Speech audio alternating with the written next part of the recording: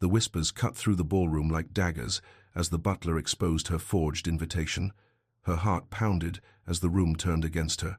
But then, the most charming duke in Europe stepped forward, took her hand, and with a glint of mischief in his eyes, whispered, "I am your escort." Why did he claim her as his own? Hello, lovely. If you're enjoying this historic romantic tale, I'd be so grateful for a like or a subscribe. It helps me bring you more stories of love, longing, and history. And if you're up for it, tell me in the comments where you're watching from. I read every note, and it always brings a smile to my face. Chapter 1. The Forged Invitation. The invitation mocked Beatrice from her work table, its cream vellum catching the weak afternoon light filtering through her Clerkenwell window. For 3 days, she had studied it with her illustrator's precision, the slightly inferior paper stock, the seal's barely perceptible irregularities, the calligraphy that was almost but not quite perfect. A forgery. An excellent one, but a forgery nonetheless. The Marchioness of Silverton requests the pleasure of Miss Beatrice Ashford's company at a ball to be held at Silverton House, Mayfair. Beatrice set down her pen, abandoning the half-finished hellebore illustration that was due to her publisher by week's end. The botanical drawing blurred before her eyes as she picked up the invitation again, turning it over in hands stained with India ink and plant pigments. Who would do this, and why? Still contemplating that mysterious missive, Aunt Philippa's voice drifted from the doorway. Her aunt moved slowly these days, the rheumatism worsening with each damp London winter. Once, Philippa Ashford had attended such balls regularly. Now, like Beatrice, she was invisible to the world that had once welcomed them. "It's forged, Aunt. I'm certain of it." "Then you mustn't go, my dear." Philippa settled into the worn armchair beside the fireplace, her thin hands folding in her lap. "The tongue can be cruel to those who reach above their place. Whoever sent this may not have meant it kindly."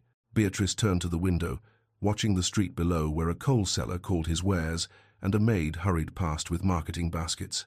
This was her world, now respectable but faded, a gentlewoman reduced to trade, supporting herself and her ailing aunt through the precise rendering of petals and stems. 2 years since her father's investments had collapsed.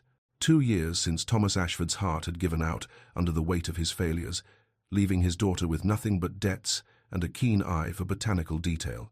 She had been invisible for so long. "Perhaps," Beatrice said quietly, "but I've been a ghost in this city, Aunt. Just once. I want to see that world again. I'll be careful. I'll leave before midnight, like a proper Cinderella."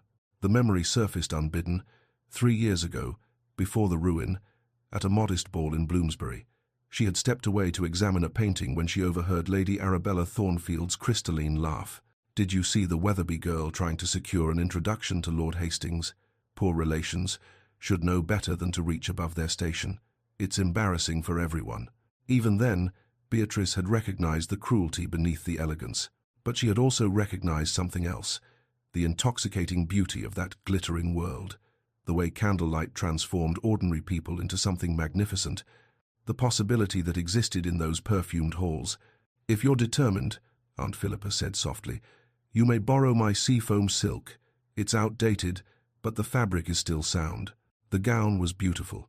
Beatrice's skilled fingers had altered the waist, updated the sleeves, added a modest trim of ribbon that made it almost current. Almost. But standing before the spotted mirror in their small bedchamber, she looked like a woman who belonged somewhere, even if that somewhere existed only in her imagination. The hired hackney deposited her a block from Silverton House. She couldn't risk the humiliation of arriving in such a shabby conveyance. Better to walk the final distance in her borrowed evening slippers, clutching her reticule and the forged invitation like talismans against disaster. Silverton House blazed with light. 1,000 candles reflected in crystal chandeliers, their brilliance spilling from tall windows onto the Mayfair street. Carriages lined the square, disgorging ladies in jewel-toned silks and gentlemen in immaculate evening dress. The scent of hothouse roses drifted through the open doors, mingling with expensive perfumes and the warm smell of beeswax candles. Beatrice's heart hammered as she presented her invitation to the footman at the entrance. He barely glanced at it before stepping aside, and suddenly she was inside, surrounded by marble and gilt and the swelling strains of a waltz echoing through impossible spaces. She had forgotten how beautiful it was, how the rustle of silk and satin created its own music, how the candlelight transformed faces into works of art, how the very air seemed to shimmer with possibility and privilege. Stay at the periphery, she told herself. Observe. Don't engage. Leave before anyone notices. She drifted toward the gallery where paintings lined the walls, magnificent portraits and landscapes that gave her an excuse to avoid the dance floor. Her artist's eye catalogued details. A Gainsborough, possibly authentic. A botanical study that was certainly Dutch, 17th century. She was examining the brushwork on a still life when she heard her name. I'm quite certain that's Beatrice Ashford. Lady Arabella Thornfield's voice carried the same crystalline quality Beatrice remembered, sharp enough to cut. Her family lost everything. I heard she works for money, now actually works. How did she possibly secure an invitation? Beatrice's blood turned to ice. Indeed, the Marchioness of Silverton's tone was curious rather than shocked. How extraordinary. Perhaps we should inquire, Arabella suggested, and there was something in her voice, a satisfaction that made Beatrice's stomach clench. The Marchioness summoned her butler with a gesture. The man approached Beatrice with the inexorable certainty of doom. Excuse me, miss. His voice was polite but carried enough volume to draw attention. Might I see your invitation? The conversations around her didn't stop entirely, but they faltered. Dancers continued their patterns, but heads turned. Lorgnettes lifted. The circle of social judgment contracted around her like a noose. Beatrice's hands trembled as she produced the invitation. The butler examined it with professional thoroughness, and she watched his expression shift from courtesy to suspicion to cold disapproval. "Madam," he announced, his voice now loud enough to reach the nearby guests, "this invitation is not authentic. The seal is forged." The words fell like stones into water, ripples of whispers spreading outward. Beatrice's face burned with shame, so intense it felt physical, but she forced herself to stand straight. She would not cower. She would not give them that satisfaction. How absolutely dreadful, Lady Arabella's voice cut through the murmurs. To think someone would stoop to forgery to infiltrate polite society. Beatrice opened her mouth to apologize, to explain, to flee with whatever scraps of dignity she could salvage, and then the crowd parted. He moved through the ballroom with the kind of presence that made people yield space without conscious thought. Tall, dark-haired, with aristocratic features that seemed carved from marble and eyes the color of winter storms. Maximilian Rutherford, Duke of Ashbourne. She recognized him from engravings, but no illustration had captured the cool confidence that surrounded him like armor, or the subtle danger in his carefully controlled movements. He had been watching from the card-room doorway when the exposure began. Something about the young woman's dignified bearing in the face of public humiliation had caught his attention, the way she refused to crumble, the pride that kept her spine straight even as her face burned with shame.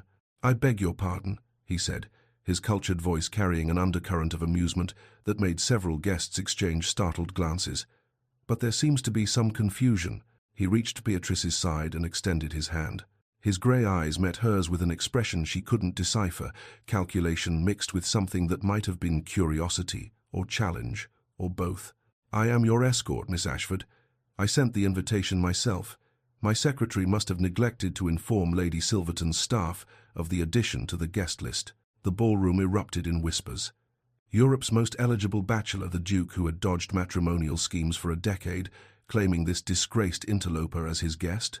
Beatrice saw Lady Arabella's face go white, then flood with color, saw the Marchioness's eyebrows lift in startled speculation, saw 100 faces turn toward her, with expressions ranging from shock to fascination to barely concealed envy.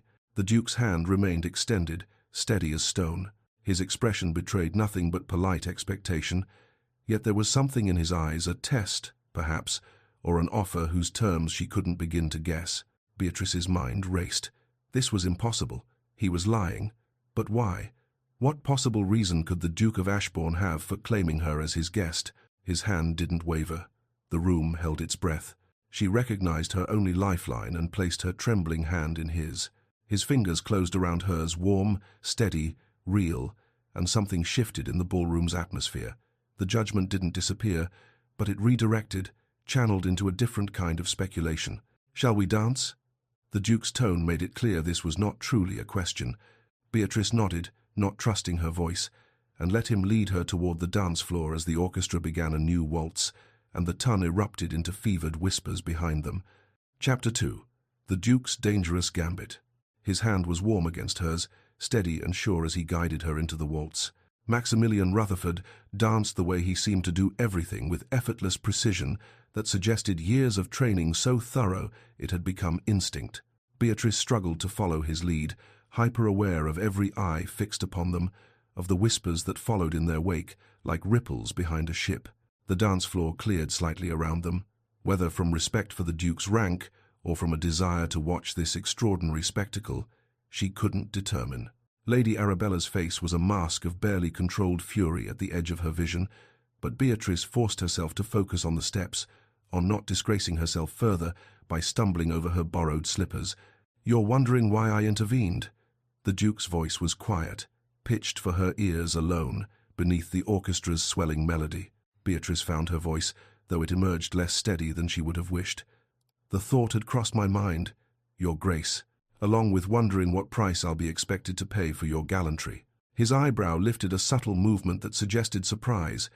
Clearly, he was unaccustomed to such directness from young ladies. "You think I have ulterior motives? I think dukes don't rescue disgraced strangers without reason." The words came easier now, her natural honesty overriding her fear. "I also think I should have left well enough alone and never come here. But you did come." His grey eyes studied her with genuine curiosity rather than mockery. "Why?" Beatrice hesitated. She could lie, offer some acceptable fiction about confusion or innocence, but something in his direct gaze suggested he would see through pretense, and she was tired of performing. "Because someone sent me that forged invitation, and I was foolish enough to want one night of beauty before returning to my real life. I knew it was likely a trap or a cruel joke, but I came anyway." His expression shifted, and she caught a flicker of what might have been respect in those winter storm eyes. "Knowing it was forged, that's either remarkably brave or remarkably stupid. The line between the two is often quite thin, I've found." A smile touched the corner of his mouth, brief but genuine. He guided her through a turn, his hand firm at her waist, and she noticed how other dancers adjusted their patterns to accommodate them, how conversations paused as they passed. The Duke of Ashbourne commanded space without demanding it, his presence alone enough to reshape the room's social geometry. "Tell me about yourself, Miss Ashford." He nodded to an elderly earl as they swept past, maintaining the performance that everything was perfectly ordinary. "Your family, your circumstances. There's little to tell that you haven't already guessed, Your Grace. My father was Thomas Ashford of Hampshire. His investments failed. He died. I live with my aunt in Clerkenwell and support us both through botanical illustration for a publisher." She met his eyes. "Not the sort of background typically of interest to dukes. Yet here we are." His tone was thoughtful. "Botanical illustration. That's unusual work for a gentlewoman. Necessity makes many things usual that were once unthinkable." She was studying him as they danced, her artist's eye cataloguing details. The tension in his jaw when an older gentleman across the room gave him a significant look. The way his smile, though perfectly executed, didn't quite reach his eyes when a young lady and her mother attempted to catch his attention. The careful control in every movement, as though he conducted his entire life as a performance for an ever-present audience. They danced past Lady Arabella, who had positioned herself conspicuously near the floor's edge. "Your Grace," she called, her voice honey-sweet. "I'm certain this is all a misunderstanding." "But—" "No misunderstanding, Lady Arabella." Maximilian's interruption was smooth as silk and sharp as a blade. "Miss Ashford is here at my invitation. I trust that settles the matter." Arabella's curtsy was perfect, but Beatrice caught the fury blazing in her eyes. "Of course, Your Grace." As they swept away, Beatrice whispered, "You've made an enemy there." Lady Arabella was never a friend, merely an assumption. His tone held a hint of weariness. "Society assumes many things about what I should want. I find their assumptions tedious."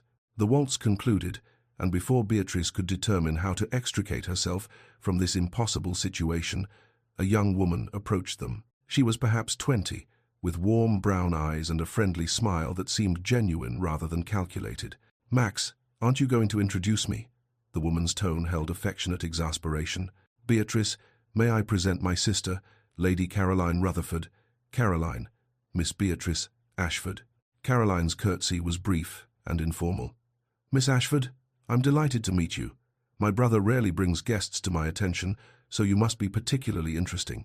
Before Beatrice could formulate a response, Maximilian excused himself to speak with a gentleman who had been attempting to catch his eye. Caroline immediately linked arms with Beatrice, drawing her toward the refreshment tables with conspiratorial closeness. "My brother never does anything without purpose," Caroline whispered. "I'm fascinated to discover what his purpose is with you. I'm rather wondering that myself, Lady Caroline." "Oh, call me Caroline, please. If Max has claimed you as his guest, we needn't stand on such ceremony." She handed Beatrice a glass of champagne. "Tell me, did you truly forge an invitation, or was that horrid butler mistaken?" Beatrice's instinct was to dissemble, but Caroline's open curiosity seemed free of judgment. "The invitation was forged. Though I didn't forge it myself, it was sent to me. I was foolish enough to use it." "How wonderfully bold!" Caroline's eyes sparkled. "I wish I had your courage. I've never done anything even slightly scandalous in my entire life." Their conversation was interrupted by the approach of an imposing woman in deep purple silk, her silver hair arranged in an elaborate coiffure that added inches to her already considerable height. Beatrice recognized her instantly from the portrait in the gallery, the Dowager Duchess of Ashbourne, Maximilian's mother. "Caroline, introduce me." The Dowager's voice carried the weight of absolute authority. "Mama, this is Miss Beatrice Ashford. Miss Ashford, the Dowager Duchess of Ashbourne." Beatrice sank into her deepest curtsy, her heart hammering. "Your Grace." The Dowager's sharp blue eyes examined her with the thoroughness of a general surveying a battlefield. "Ashford, related to Thomas Ashford of Hampshire. His daughter, Your Grace." "I see." The Dowager's expression revealed nothing. "Your father made unfortunate investments." "I recall." The words might have been cruel, but they were delivered with such factual precision that Beatrice could detect no malice. "Yes, Your Grace. And now you work for your living." "Not a question." "Yes, Your Grace. I illustrate botanical specimens for Thornbury and Sons, publishers." The Dowager was silent for a long moment, her gaze never wavering. Then she nodded once, decisively. "You carry yourself well, considering the circumstances. Come, Caroline. We should greet Lady Marshfield before she takes offense at being ignored." As they swept away, Beatrice released a breath she hadn't realized she was holding. She had been examined, evaluated, and if she read that final nod correctly, provisionally approved, though for what purpose, she couldn't imagine. Maximilian materialized at her elbow. "I see you've survived my mother. Well done. Is that what that was?" I felt rather like a horse being assessed at Tattersall's. His laugh was genuine this time, unguarded. "An apt comparison. My mother rarely does anything without thorough evaluation." "Your Grace," a gentleman's voice interrupted. Beatrice turned to see an older man, prosperous-looking, with the careful grooming of wealth and the shrewd eyes of commerce. "Might I have a word about the factory matter?" Maximilian's expression smoothed into diplomatic neutrality. "Of course, Pemberton. Miss Ashford, would you excuse me for a moment?" But Lord Pemberton gestured for her to remain. "No need for the lady to leave. This won't take but a moment." He turned to Maximilian. "The mill owners are counting on your support, Ashbourne. Your father always understood business realities." "My father had his perspectives, I have mine." Maximilian's tone was pleasant but firm. "I'm still reviewing the proposals. The vote is next month. We need to know where you stand." "Then you'll know when I cast my vote, Pemberton. I prefer to examine all factors before committing my position." The older man's jaw tightened, but he nodded. "Of course, Your Grace. I trust you'll consider the broader implications. Good evening, Miss Ashford." As Pemberton departed, Beatrice studied Maximilian with renewed curiosity. Factory conditions? A proposed reform bill? Regulations on working hours, safety measures, minimum wages? His tone was carefully neutral. "It's proving contentious. I imagine the mill owners object to anything that might reduce their profits." He glanced at her sharply. "You have opinions on industrial reform?" "I have experience with poverty, Your Grace. That tends to clarify one's perspective on labor conditions." Something shifted in his expression, interest, perhaps, or reassessment. "The evening is growing warm. Would you care for some air?" The terrace stretched along the ballroom's eastern side, gas lamps illuminating manicured hedges and gravel paths that disappeared into the darkness of the garden beyond. The night air was cool against Beatrice's heated skin, carrying the scent of night-blooming jasmine and the faint sound of the orchestra through the open doors. Maximilian led her to the balustrade, far enough from other guests seeking respite to afford privacy. His demeanor shifted, the public performance sliding away to reveal something more genuine beneath. "I should explain myself," he said quietly. "You deserve that much, at least." Beatrice gripped the stone balustrade, steeling herself for whatever revelation was coming. "I'm listening. I didn't send that invitation, but I watched you enter the ballroom tonight.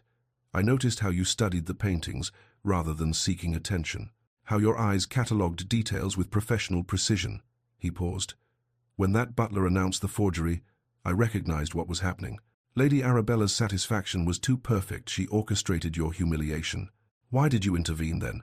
Partly impulse, partly because Lady Arabella's enjoyment of your humiliation irritated me." He turned to face her fully. "Partly because you didn't beg or make excuses. You stood there prepared to face the consequences of your choice with dignity and tact. That's rare. And now I'm in your debt." Beatrice forced herself to meet his eyes. "Which I suspect you're accustomed to people being." "I'm accustomed to people wanting to be in my debt." "You seem decidedly uncomfortable with it." His mouth quirked. "That's also rare. I've learned that debts always come due, Your Grace, usually at the worst possible moment." "Maximilian." The correction was quiet. "When we're private, at least." The intimacy of his given name felt dangerous on her tongue, but she nodded. "Then you should call me Beatrice." "Beatrice."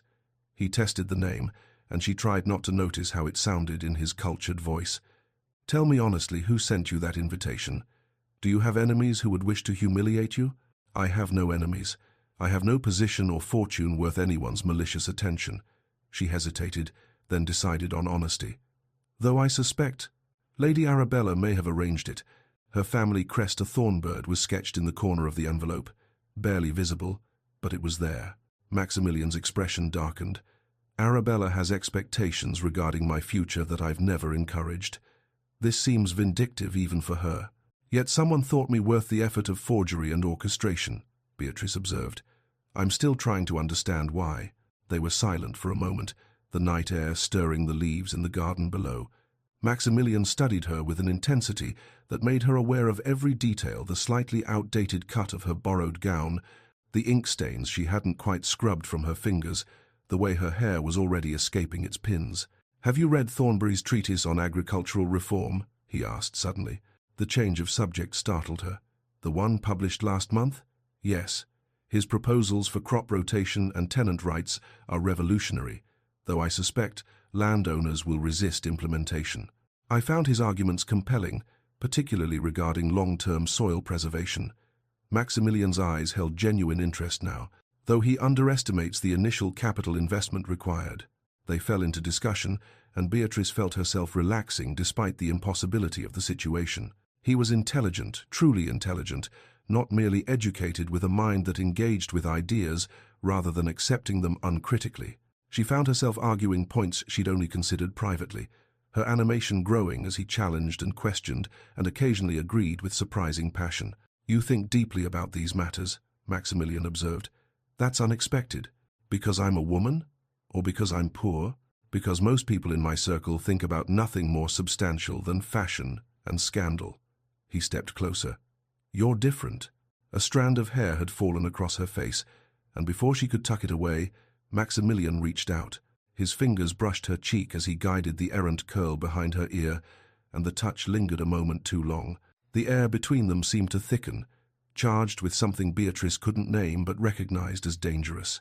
Voices approached from inside, other guests seeking garden air, and they stepped apart hastily. Maximilian's expression returned to careful neutrality, but Beatrice's heart was racing. "May I call on you, Miss Ashford?" His tone was formal again, but his eyes held a question that went deeper than the words. "Properly, this time." Beatrice hesitated, every practical instinct screaming that she should refuse. "I live in Clerkenwell, Your Grace. It's not the sort of neighborhood where ducal carriages typically appear. I'm not the sort of woman dukes typically call upon. Perhaps that's precisely why I wish to." The other guests emerged onto the terrace, and the moment shattered. Maximilian offered his arm to escort her back inside, but before they reached the doors, Beatrice whispered, "Why are you doing this? Truly?" He was silent for 3 heartbeats. Then, "Because I'm tired of appropriate. Because you looked at those paintings the way I wish I could look at my life, with genuine appreciation rather than obligatory assessment. Because when you stood there facing humiliation, You reminded me that courage exists outside ballrooms and battlefields. He met her eyes. And because I haven't had a conversation this interesting in 3 years, it wasn't a declaration of love. It wasn't even a promise. But it was honest, and honesty was something Beatrice understood. You may call, she said quietly, though I make no promises about what that might mean. I would expect nothing less. As they re-entered the ballroom, Beatrice caught Lady Arabella's gaze across the room. The fury there was unmistakable, and Beatrice felt a chill of foreboding. Whatever had begun tonight, it was far from finished. But Maximilian's hand remained steady at her elbow, and for the first time in 2 years, Beatrice Ashford felt visible. Chapter 3. Consequences and Mysteries. The morning light through Beatrice's attic studio window was perfect, clear northern illumination that revealed every detail without casting harsh shadows. It was the light she needed for the delicate work of botanical illustration, for capturing the precise curve of a petal or the subtle variations in a leaf's veining. Yet she had been staring at the same half-finished hellebore for an hour, her pen motionless above the paper, her mind anywhere but on the purple-tinged blooms before her. The ball, the exposure, the Duke's hand extended like salvation, the way his fingers had lingered against her cheek on the terrace. She set down her pen with more force than necessary, spattering ink across the work table. The hellebore illustration was due to Thornbury and Sons by Friday. Mr. Thornbury was a patient employer, but patience had limits, and Beatrice could not afford to lose this commission. She and Aunt Philippa depended on the steady trickle of guineas her work provided. "My dear, you have a visitor." Aunt Philippa's voice preceded her up the narrow stairs, slightly breathless from the climb. She appeared in the doorway bearing a tea tray and an armful of newspapers, her expression hovering between amusement and concern. "Actually, you've had 3 visitors this morning, which is 3 more than usual." Beatrice took the tea gratefully. "Who would possibly call on us?" "Mrs. Hartley from number 12. Philippa's tone was dry. "The same Mrs. Hartley who has cut us dead in the street for the past year. Suddenly she's desperately interested in discussing neighborhood charity work and happened to mention, quite casually, that she heard you attended the Silverton ball last evening." "What did you tell her?" "That you were indisposed and could not receive callers, which is true. You're clearly in no state to face the world." Philippa set down the newspapers. "Though you'll have to face these eventually." The headlines screamed across the society pages in bold typeface. "The Duke's surprising choice. Ashbourne claims mystery companion. Who is the mystery lady of last evening? Society speculates on His Grace's unexpected guest. A romance blooms. The Duke of Ashbourne and an unknown beauty." Beatrice's hands trembled as she unfolded the papers. The accounts were breathless and speculative, full of phrases like mysterious origins and unconventional selection and shocking deviation from expectation. Her name appeared in some columns. Clearly someone had identified her, while others left her anonymous, referring only to a lady of genteel but reduced circumstances. "They make it sound like a fairy tale," Beatrice murmured. "Or a scandal. I can't determine which. Perhaps both." Philippa settled into the room's single armchair. "What happened, my dear?" "The truth now." Beatrice told her everything: the exposure, the Duke's intervention, their conversation on the terrace, his request to call. When she finished, Philippa was quiet for a long moment. "He will call, you know," the older woman said finally. "Men like the Duke don't make empty promises. The question is, what you'll do when he arrives." "I don't know." Beatrice turned back to her work table, but her eyes caught on the envelope that still lay beside her inkwell, the forged invitation that had begun everything. She picked it up, studying it with fresh attention. Her magnifying glass revealed what casual inspection had missed there. In the corner of the envelope, nearly invisible against the cream paper, was a tiny sketch. A bird with elaborate tail feathers, executed with expert precision. A thornbird, Lady Arabella Thornfield's family symbol. She sent it. The words emerged as barely more than a whisper. "Lady Arabella sent me that invitation knowing exactly what would happen. She orchestrated my humiliation." "But why?" Philippa leaned forward. "You have no connection to her, no rivalry over the Duke. You didn't even know him." Beatrice's mind raced, connecting fragments. Perhaps she heard something, some mention of me, however small. Perhaps the Duke once remarked on botanical illustrations he'd seen published under my name, and Arabella perceived even that tiny attention as competition to be eliminated. That's calculated cruelty. That's desperation. Beatrice set down the envelope, her hands steady now despite the anger building in her chest. She saw me as a threat before I even knew the Duke existed. Across London, in Grosvenor Square, Maximilian Rutherford sat in his study at Ashbourne House, attempting to focus on the estate reports before him. The morning light illuminated oak-panelled walls lined with books, maps of his various properties, and the accumulated weight of generations of ducal responsibility. He had read the same paragraph 3 times and absorbed nothing. "Your Grace." Mr. Edwards, his secretary, appeared in the doorway with his usual quiet efficiency. The man was 40, precise, and possessed of an ability to uncover information that bordered on supernatural. "I have the information you requested regarding Miss Ashford." Maximilian set aside the reports with barely concealed relief. "What did you discover?" Edwards consulted his notes. "Miss Beatrice Ashford, 25, only child of Thomas Ashford of Hampshire. Her father's investments failed 2 years ago, not through poor judgment, as commonly believed, but through deliberate sabotage by business rivals. The details are murky, but it appears Mr. Ashford was maneuvered into a fraudulent scheme by men who sought to acquire his properties at reduced prices. He lost everything? Everything save a modest trust for Miss Ashford's education, which had been established by her maternal grandmother. That trust was exhausted within 6 months of Mr. Ashford's death. Since then, Miss Ashford has supported herself and her aunt through botanical illustration work for Thornbury and Sons, among other publishers." Edwards looked up. "She's known in publishing circles as exceptionally talented. Mr. Thornbury speaks of her in terms usually reserved for established masters. However, she struggles financially. Illustration work pays poorly unless one achieves significant reputation." Maximilian absorbed this information in silence. The picture it painted was both what he'd suspected and worse than he'd imagined. Beatrice Ashford wasn't merely reduced circumstances, she was one step from destitution, clinging to gentility through sheer determination and skill. "Thank you, Edwards. That will be all." After the secretary departed, Maximilian rose and moved to the window overlooking the square. He had spent a sleepless night thinking about Beatrice, her directness, the intelligence in her eyes, the way she had refused to grovel when exposed. In a world of calculated charm and strategic marriages, she had been refreshingly, dangerously honest. "You're brooding, Lord." James Hartwick's voice interrupted his thoughts. James entered without knocking, as was his privilege as Maximilian's closest friend since Cambridge. Always a concerning sign. "I'm thinking about the mysterious Miss Ashford, no doubt." James sprawled in the leather chair before the desk. "You've created quite the sensation. Society is in an uproar. You've been dodging Arabella Thornfield's matrimonial ambitions for 3 seasons. Now you publicly claim a penniless illustrator? People think you've either gone mad or are conducting a very elaborate revenge on Arabella for her presumption. Perhaps both, perhaps neither. I haven't decided yet." "Have you considered," James said carefully, "that this could damage your political standing? Pemberton and his mill-owner allies already view you as dangerously sympathetic to reform. Adding a bride of inappropriate origins would confirm their worst suspicions." "I haven't proposed marriage." Maximilian's tone was sharper than intended. "Not yet, but you're thinking about it. I know that look." Was he? Maximilian turned the question over in his mind. He barely knew Beatrice Ashford.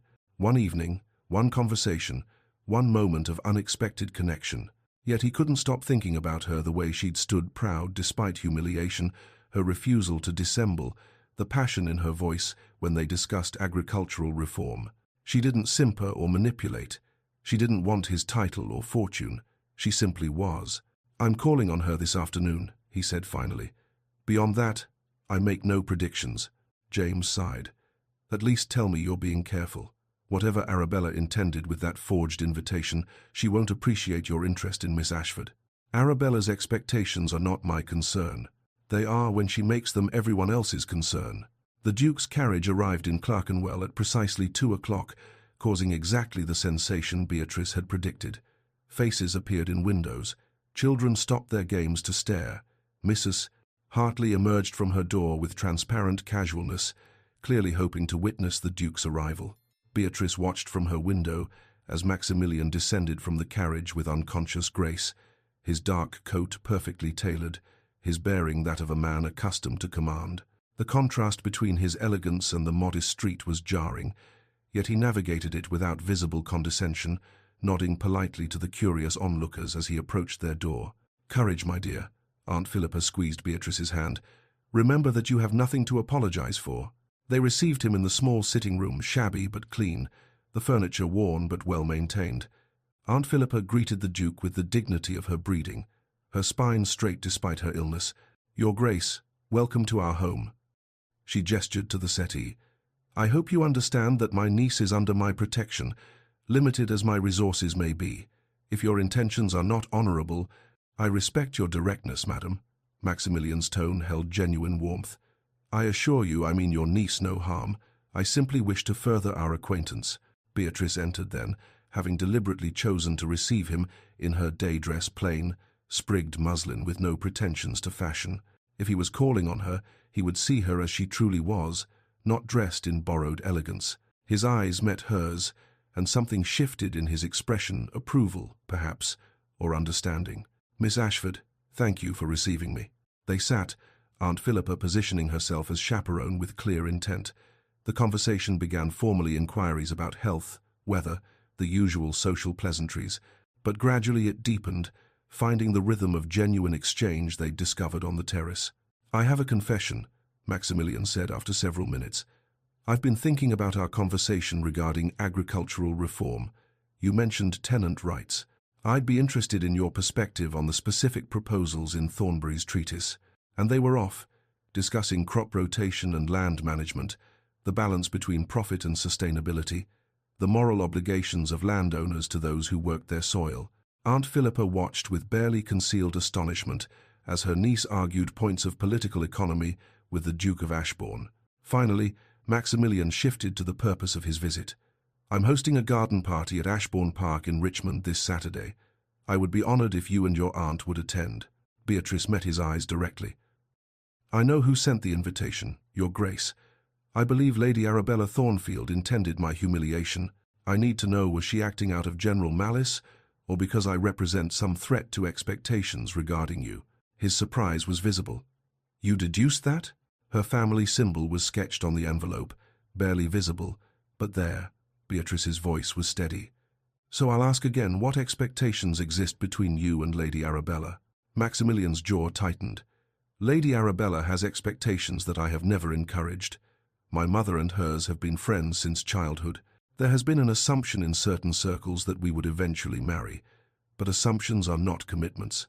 I have made Lady Arabella no promises. Yet you used me as a shield against those assumptions." Beatrice leaned forward. "I should be angry, but I suspect I benefited as much as you from that intervention, so perhaps we're even. Perhaps we both escaped something last night." His grey eyes held hers. "The question is, what we do now?" The tension in the room was palpable. Aunt Philippa cleared her throat delicately. "Will you attend the garden party?" Maximilian's voice was careful, but Beatrice heard the question beneath the question. She hesitated. "Your Grace, you must understand what you're asking. If I attend, society will speculate further. Lady Arabella will be there, presumably. Your mother. People who will judge me, find me wanting, whisper about my unsuitability." "Yes," he agreed quietly, "they will, but I'm asking anyway." Beatrice glanced at Aunt Philippa, who gave the smallest of nods. "Then we accept, though I make no promises about what that acceptance might mean. I would expect nothing less." After the Duke departed, Aunt Philippa sagged into her chair. "Well, that was extraordinary. It was terrifying. It was both." The older woman studied her niece. "He's sincere, Beatrice. Whatever his initial motivations, his interest now seems genuine. But you must be careful. The higher you climb in that world, the farther you have to fall." An hour later, a note arrived.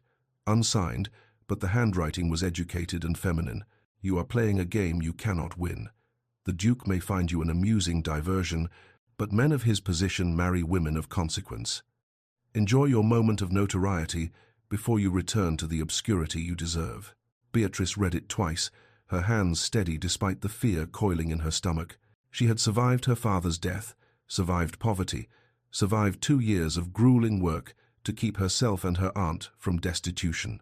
Lady Arabella's threats, however elegantly phrased, were nothing compared to actual hunger, actual loss, but they were still frightening. "What is it?" Aunt Philippa asked. "A warning from Lady Arabella, I assume." Beatrice folded the note carefully. "She's trying to frighten me away." "And? Are you frightened?" "Yes," Beatrice met her aunt's eyes. "But I'm also angry, and I'm tired of hiding." That evening, she stood before her small mirror, trying on the one good day dress she owned that might be appropriate for a garden party. Sprigged muslin, simple but becoming, with careful mending at the seams where it had begun to fray.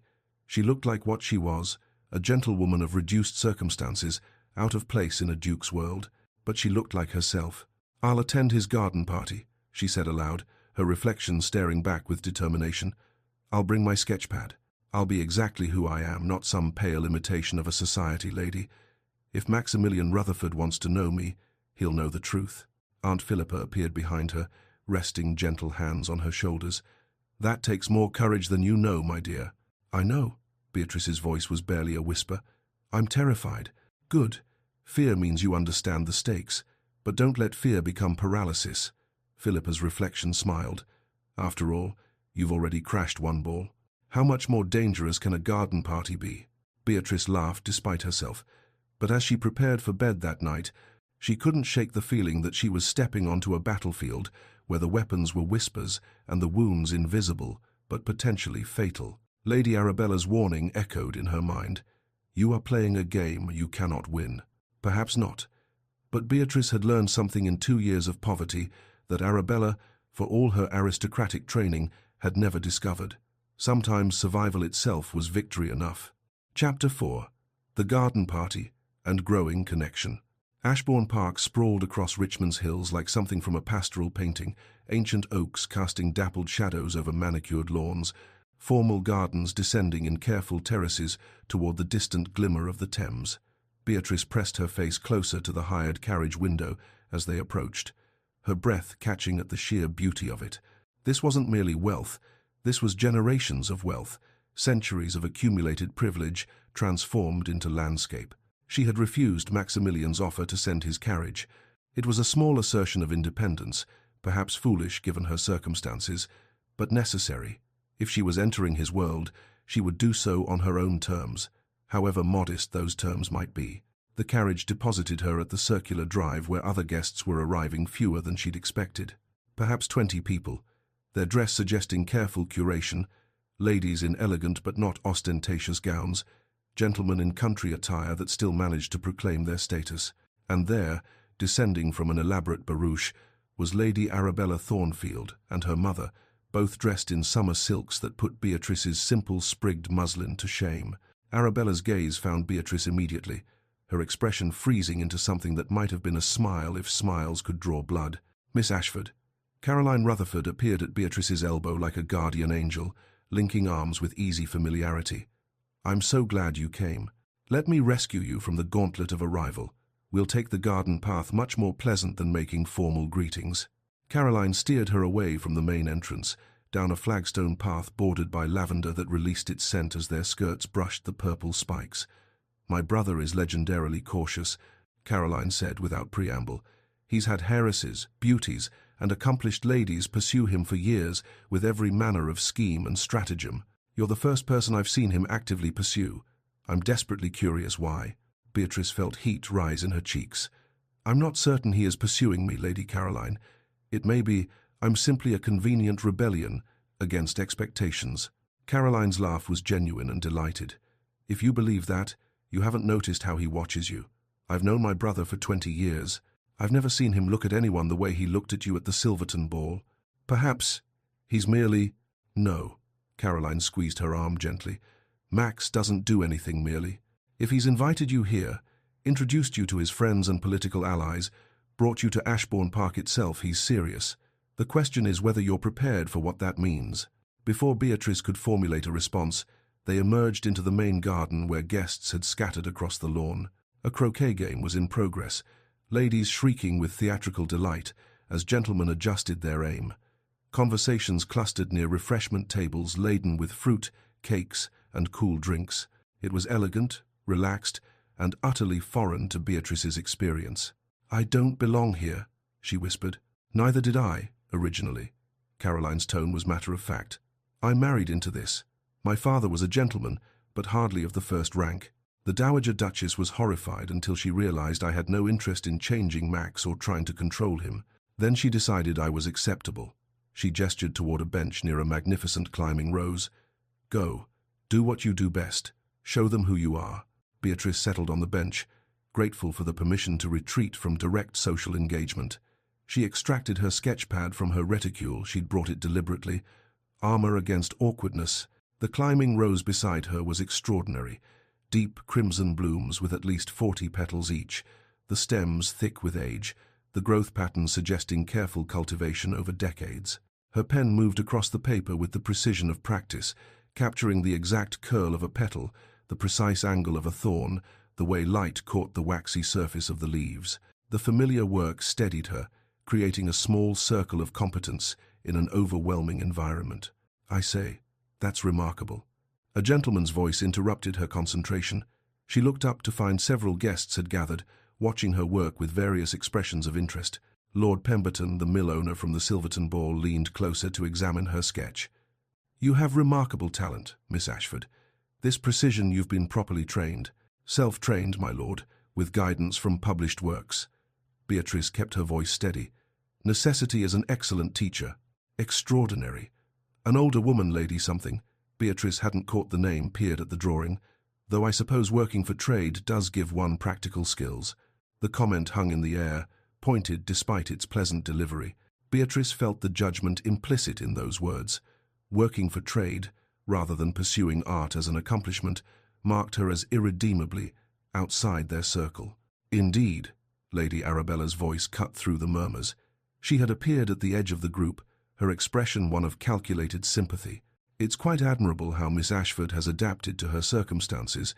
Of course, artistic hobbies are charming, but they're quite different from the proper accomplishments required of.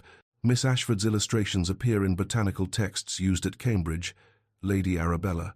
Maximilian's voice was smooth as silk as he joined them, a glass of lemonade in each hand. He offered one to Beatrice with a slight bow. I'd call that rather more than a hobby. Tell me, what scholarly works feature your watercolors? The silence that followed was exquisite. Arabella's face cycled through emotions, shock, fury, humiliation, before settling on cold composure. I'm certain I don't know what you mean, Your Grace. I was merely observing. I'm certain you were. Maximilian's tone remained pleasant, but his dismissal was absolute. Now, if you'll excuse us, I've been promising to show Miss Ashford the library. She has a particular interest in botanical references. He offered his arm, and Beatrice took it. Catching his eye as they turned away from the group, a look of shared amusement passed between them, conspiracy, perhaps, or partnership. Whatever it was, it felt dangerous and exhilarating. Caroline fell into step behind them as they entered the house, her presence a necessary concession to propriety. The library really is spectacular, she said brightly, though I warn you, Max will try to keep you there for hours discussing agricultural treatises, if you let him. I find agricultural treatises fascinating, Beatrice replied, and Caroline's laugh echoed through the marble entrance hall. The library was extraordinary. 3 stories of floor-to-ceiling shelves accessible by rolling ladders, filled with leather-bound volumes whose gilt titles caught the light streaming through tall windows. First editions lined dedicated cases. Botanical prints in museum-quality frames adorned the walls. The scent of old leather and aging paper wrapped around Beatrice like an embrace. This is extraordinary. The words escaped before she could guard them. I've never seen such a collection outside of... She stopped herself, but Maximilian finished the thought quietly. Outside of what your family once had? Beatrice's throat tightened. Yes. My father's library was sold to pay debts. I saved 1 volume, Gerard's Herbal, a later edition. Everything else is gone. Maximilian moved to a glass-fronted case and removed a massive volume, its leather binding dark with age, its pages edged in gold. He carried it to her with the reverence it deserved. First edition Gerard's Herbal, 1,597. He placed it in her hands. Consider it on permanent loan. The weight of it was substantial, but nothing compared to the weight of the gesture. Beatrice's eyes filled with tears she couldn't control. I can't. That's worth more than... It's worth exactly what it provides. Knowledge and pleasure. If you'll value it, that's payment enough. His grey eyes held hers with an intensity that made her breath catch. I would treasure it. Her voice was barely a whisper. "But this is too much, too valuable. I couldn't possibly." "Then don't think of it as a gift. Think of it as a loan. Return it when you've exhausted its usefulness." His slight smile suggested he knew that would be never. "Or consider it payment for the illustration you'll do of the Ashbourne Rose collection. I've been meaning to commission a botanical study for years." Caroline had drifted to the far side of the library, examining volumes with studious concentration that was clearly performative, granting them the illusion of privacy. "Why did you risk everything for one night at a ball?" Maximilian's question was quiet but direct. "The real reason." Beatrice set the precious volume on the desk beside them, kneading her hands free.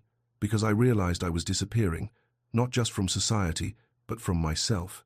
I was becoming a shadow, careful, quiet, grateful for scraps. That forged invitation felt like a test. Would I be brave enough to reach for something, even if it was a trap? I decided being humiliated was preferable to being nothing." "You could never be nothing." His voice held a certainty that made her chest ache. "You don't know that. You don't know me. I know you stood there facing public disgrace without begging or making excuses. I know you speak your mind, even when discretion would be wiser. I know you value knowledge over decoration, substance over pretense." He stepped closer. "I know I haven't been able to stop thinking about you since that night." The air between them seemed to thicken. Beatrice forced herself to meet his gaze. "Your Grace, I appreciate your kindness, but I understand what this is. I'm a curiosity, perhaps a rebellion against your mother's expectations. But your world and mine, they don't intersect. They can't. What if I'm tired of my world?" The intensity in his voice surprised them both.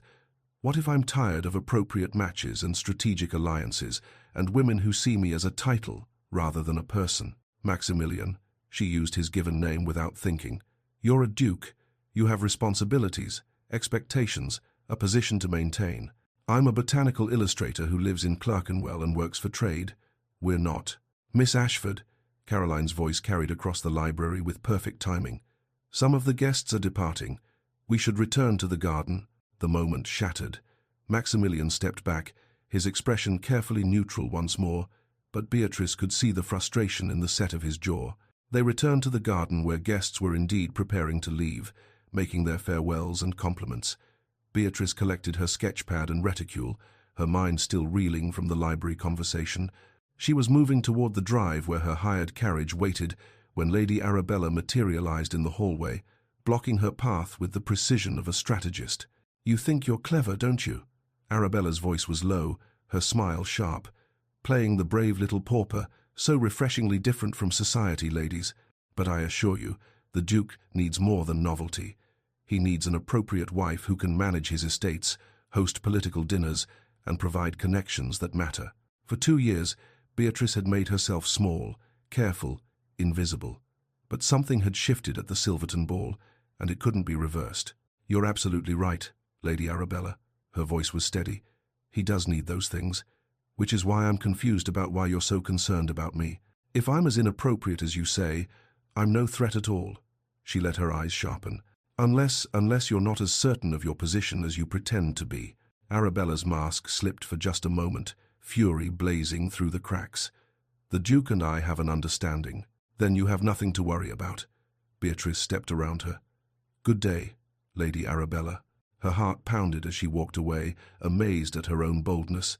Her hands trembled as she climbed into the hired carriage, but she kept her spine straight, her head high. The carriage had traveled perhaps half a mile when she heard hoofbeats. Through the window, she saw Maximilian riding alongside, his horse matching their pace with ease. He gestured for the driver to stop, and when the carriage halted, he dismounted and approached her window. "Miss Ashford, Beatrice, I need to see you again." His breathing was slightly elevated from the ride, his hair disheveled by wind. "Not for society's entertainment, not to prove anything to Lady Arabella. For myself, Your Grace." "Maximilian. When we're private, call me Maximilian." "Maximilian." His name felt dangerous on her tongue. "What are you asking me?" "I don't know yet." His honesty was disarming. "But I'd like the opportunity to discover it. Will you allow me to call on you? Regularly, properly." Every practical instinct screamed at her to refuse. This could only end in heartbreak, hers, inevitably. He was a duke with responsibilities to his name, his estates, his position. She was nobody, nothing, a woman who worked for her living and would never be accepted by his world. But she thought of disappearing, of becoming a shadow again, of careful and quiet and grateful for scraps. "Yes," she whispered, "you may call." His expression transformed relief and something deeper, more complex. "Thank you." He remounted and rode back toward Ashbourne Park as her carriage continued its journey. Beatrice turned to watch through the rear window, seeing him grow smaller in the distance, and there, in an upper window of the great house, was a figure she recognized even at this distance. Lady Arabella, watching, her face a mask of absolute fury. Beatrice turned forward again, her heart racing with equal parts fear and exhilaration. She had stepped fully into dangerous territory now, and there was no retreating to safety. But perhaps, she thought as London's rooftops appeared on the horizon, safety had always been an illusion anyway. Chapter 5. Courtship and Complications. 4 weeks transformed everything and nothing. The rain-streaked windows of Beatrice's studio framed a world that looked the same modest street in Clerkenwell, the same chimney pots and washing lines, but felt entirely different. She set down her pen, abandoning yet another illustration she couldn't concentrate on, and pressed her fingers to her temples. Maximilian had called 17 times in 4 weeks. She knew the exact count because each visit was catalogued in her memory with perfect clarity. The way he looked at her botanical specimens with genuine interest, the timbre of his voice when they argued about politics, the warmth of his hand when he helped her navigate a muddy path in Regent's Park. The courtship had developed a pattern. He arrived precisely at 2 o'clock on Tuesdays and Thursdays, sometimes bringing Caroline, always observing the proprieties that Aunt Philippa insisted upon.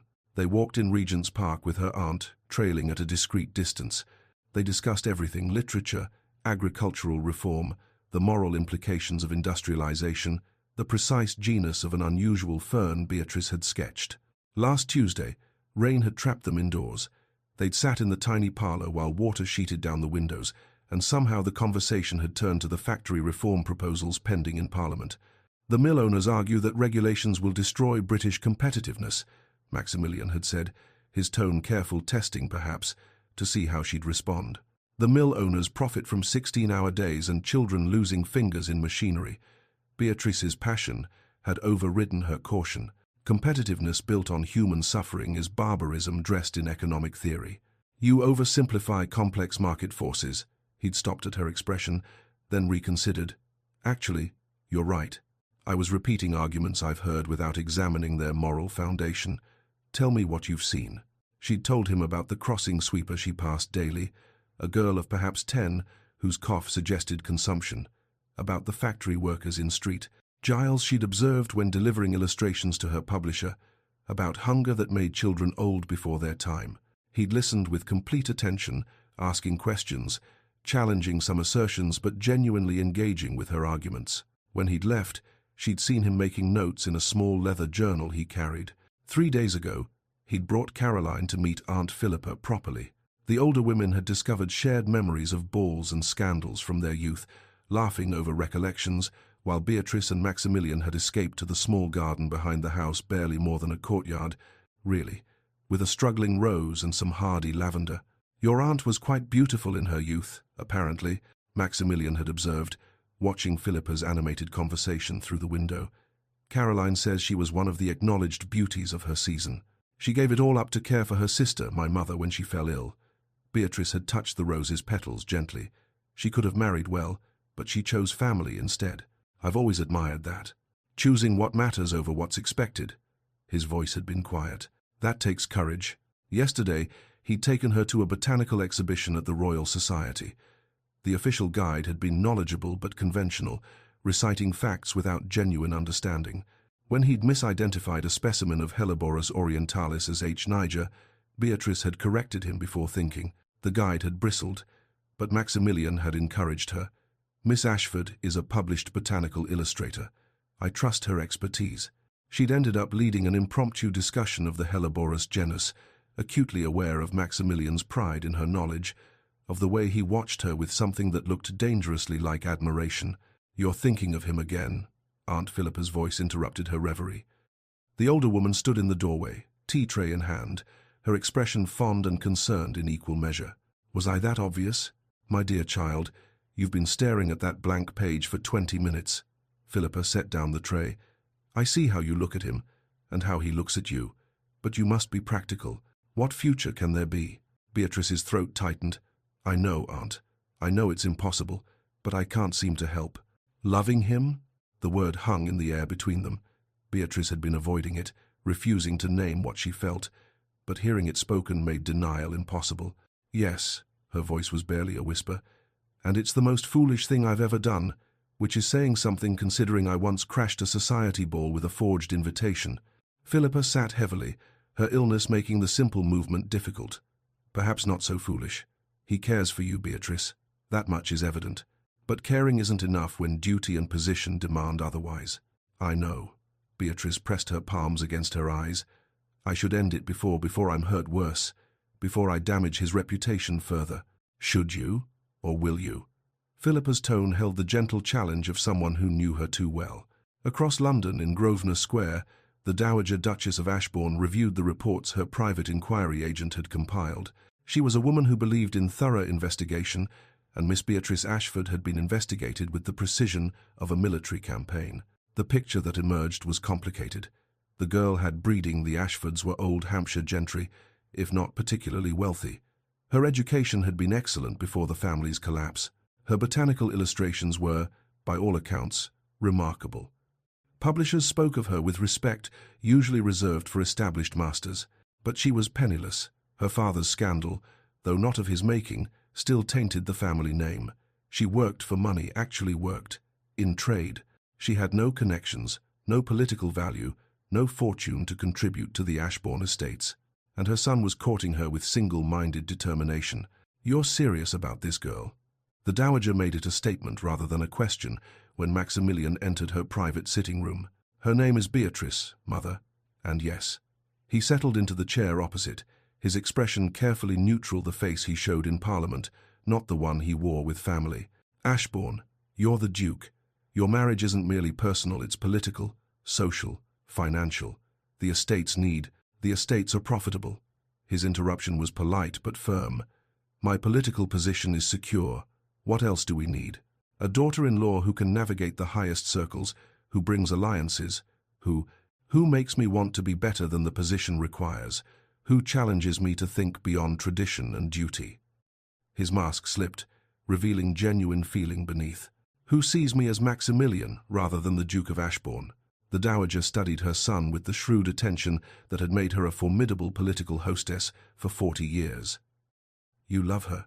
Maximilian paused. The word hung between them, demanding acknowledgement. I respect her. I admire her. I enjoy her company more than anyone else's. That, my dear boy, is love. The Dowager's expression softened slightly. The question is whether you love her enough to defy convention, and whether she's strong enough to survive what that defiance will cost her. She's survived poverty, scandal, and 2 years of supporting herself through work that would break most gently bred ladies. She's stronger than you imagine. Perhaps. But society can be crueler than poverty. The dinner party at Ashbourne House was smaller than the Silverton Ball, but more significant. 20 carefully selected guests. Lord James Hartwick, several of Maximilian's political allies, a few reformist thinkers, some moderate aristocrats.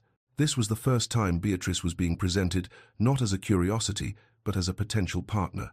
She wore her best dress, the seafoam silk from the Silverton Ball, carefully cleaned and pressed. It was still outdated, still clearly altered, but she held her head high as Maximilian introduced her. The dinner conversation ranged across politics and reform. When the discussion turned to education access, Beatrice found herself contributing observations about literacy rates among the working poor, about the barriers created by child labor, about the long-term economic benefits of universal education. Lord James challenged her gently. You make compelling arguments, Miss Ashford, but implementation requires funding. Who pays? Those who benefit from the current system. Her voice was steady. The mill owners, the factory operators, the landowners whose profits depend on cheap labor. A modest tax on industrial profits could fund comprehensive education without significantly impacting business viability. Several guests nodded thoughtfully. Others looked skeptical but interested. Maximilian watched her with undisguised pride. After dinner, Lord Pemberton cornered Maximilian in the library. Your Miss Ashford is charming, but Ashbourne, you must consider the factory reform vote is coming. If you're seen as too sympathetic to the working classes, as having been unduly influenced by personal sentiment, my vote will be based on conscience and careful study. Pemberton, your father always understood that business prosperity benefits everyone. These reforms will hurt profits, potentially damage your own estate incomes, and improve lives. Maximilian's patience was wearing thin. I'm examining all factors, Pemberton. Economic sustainability includes social stability. Exploited workers eventually revolt. History teaches that lesson repeatedly. Pemberton's expression darkened. I hope your judgment isn't being clouded by romantic entanglement with someone whose class sympathies are decidedly radical. After he left, Maximilian stood alone in the library, turning Pemberton's words over. Was he being influenced by Beatrice? Yes, but that influence was making him question assumptions he'd accepted without examination. Was that weakness or growth? The invitation to Thornfield Manor arrived 3 days later, exquisitely lettered on heavy cardstock. A lady's tea. Beatrice stared at it with growing dread. You don't have to go, Aunt Philippa said quietly. I do. Beatrice's jaw set with determination. Refusing would be acknowledging fear. I won't give her that satisfaction. Thornfield Manor in Belgravia was everything. Beatrice's world was not opulent, perfect, intimidating in its crystallized elegance. The drawing room where the tea was held could have housed her entire Clerkenwell lodging. 12 ladies attended, all from the highest circles, all perfectly turned out in the latest fashions. Arabella received her with a smile sharp as broken glass. Miss Ashford, how delightful you could join us. Ladies, you remember Miss Ashford from the Silverton ball. The conversation flowed over topics designed to emphasize Beatrice's inadequacy. Estate management, the complexities of managing large households, the political nuances of strategic marriages. Of course, the Duke's future wife will need to oversee households in London, Richmond, Scotland, and Derbyshire, Lady Pemberton observed. That's quite an undertaking for someone unfamiliar with such responsibilities. I'm sure Miss Ashford could learn, given time. Arabella's sympathy was poisonous. Though managing hundreds of servants and hosting Parliament members requires rather more than charm and novelty. Beatrice had been silent, absorbing the cuts, but something inside her refused to accept the role of victim.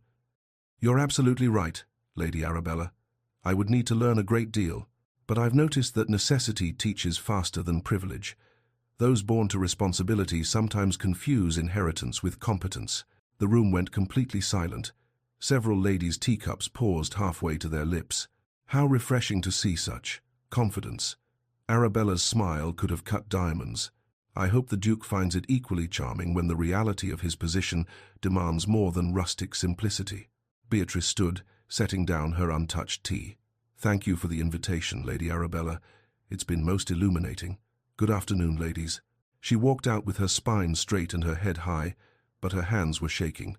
That evening, she wrote to Maximilian requesting he meet her at Regent's Park the following morning. She spent the night rehearsing what she would say, that this courtship was impossible, that she would only damage his reputation, that they must end things before genuine harm was done. He arrived early, as she'd expected. But he wasn't alone. He carried a small leather portfolio under his arm. Your Grace Maximilian, these past weeks have been wonderful, but we must be realistic. Your position requires— I know what my position requires. His interruption was gentle but firm. The question is what I require. He opened the portfolio, revealing documents. Beatrice, I need to be direct. My mother is right that dukes marry for duty. My peers expect me to choose someone like Arabella, connected, trained, unassailable. But I've spent 3 years being courted by appropriate women and felt nothing but boredom and obligation. Then you should wait for an appropriate woman you don't find boring. I'm not interested in appropriate. I'm interested in you. He stepped closer. These weeks, you've challenged every assumption I had about what marriage should be. You've made me question policies I accepted without thought. You've made me want to be better than simply fulfilling my inherited role. Tears blurred her vision. That's beautiful, but it's not practical. I can't give you political alliances. I can't manage your estates without training. I'll make mistakes that reflect badly on you. Then we'll learn together. He took her hands. Beatrice, I'm not offering you a marriage of convenience. I'm offering you a partnership. You bring intelligence, integrity, and a perspective I desperately need. In exchange, I offer you security, position, and the resources to pursue your botanical work at the highest levels. You make it sound so reasonable, because it is reasonable. It's also terrifying and probably imprudent and will cause scandal. His grey eyes held hers with absolute certainty, but I've discovered I'd rather be imprudent with you than perfectly appropriate with anyone else. Not, I love you, not yet, but something more honest, more real. I choose you, Beatrice Ashford. Will you choose me? The weight of the decision pressed down on her. Every practical consideration screamed refusal. But when had she ever chosen the practical path? Yes, she whispered. Heaven help us both. But yes. Chapter 6. Engagement under Sieg. Yes.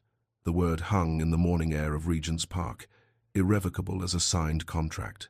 Beatrice watched Maximilian's expression transform relief and wonder, and something deeper she didn't dare name. But I need time, she added quickly, her practical nature reasserting itself. Before a public announcement, I need to prepare myself mentally, practically. I can't simply step into your world without understanding what it demands. Of course, Maximilian's hand tightened on hers. But there are immediate steps we should take. You and your aunt, you can't remain in Clerkenwell. I own a house in Bloomsbury, currently unused. Nothing ostentatious, but comfortable, with space for your studio. Move there. Let me provide that much security at least. Pride warred with practicality in Beatrice's chest. I can't accept. You can. You will be my wife, Beatrice. Let me care for you and your aunt properly. His tone softened. Please. She nodded, not trusting her voice.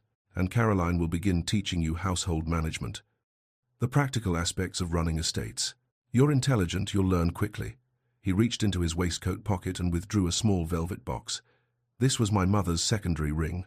Not the official ducal ring that comes with the public announcement, but something to remind you that this is real. The ring was beautiful, a sapphire surrounded by small diamonds, elegant without being ostentatious. He slipped it onto her finger, and the weight of it felt like promise and terror combined. It's beautiful, she whispered. So are you. His voice was quiet. And braver than you know. The house in Bloomsbury was a revelation. 3 stories of cream-coloured stone, a small garden, rooms filled with light. Compared to their Clerkenwell lodgings, it was palatial.